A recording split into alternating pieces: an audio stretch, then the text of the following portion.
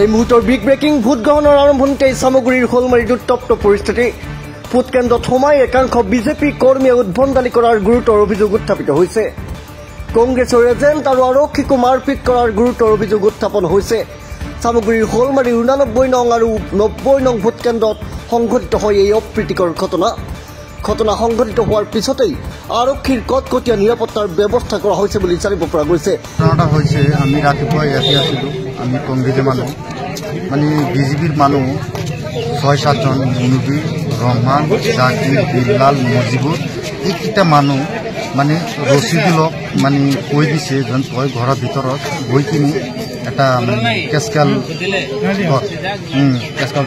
কৰিব লাগে।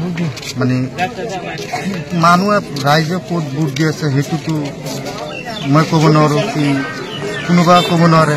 সিহঁতৰ এনেকৈ কৰিব নালাগিছিল। ডাইৰেক্ট এজেণ্টকো মাৰিছে, আমাৰ এই কংগ্ৰেছৰ এজন পুলিচকো মাৰিছে।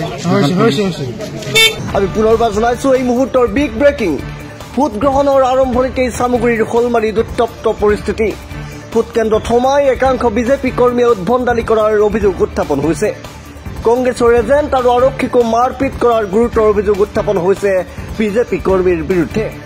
সামগ্ৰীৰ শোলমাৰীৰ 89 আৰু 90 নং ভোট কেন্দ্ৰত সংঘটিত হয় এই অপ্ৰীতিকৰ ঘটনা সংঘটিত হোৱাৰ পিছতেই আৰক্ষীৰ কটকটীয়া নিৰাপত্তাৰ ব্যৱস্থা কৰা হৈছে বুলি জানিব পৰা গৈছে।